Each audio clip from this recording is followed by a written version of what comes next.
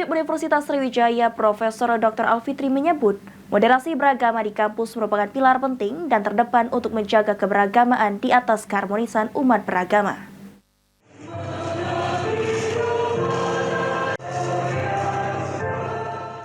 Sebagai salah satu ekosistem dalam moderasi beragama, perguruan tinggi merupakan salah satu pilar terdepan untuk menjaga keberagaman beragama.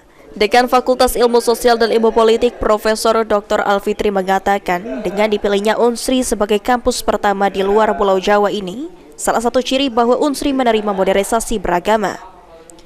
Karena kampus menjadi pilar penting dan terdepan untuk bisa menjaga keberagamaan di atas keharmonisan.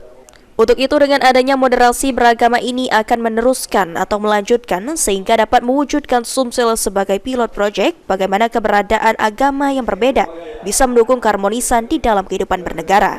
Karena ini penting bahwa kampus menjadi pilar yang terdepan untuk bisa menjaga keberagaman di atas keharmonisan.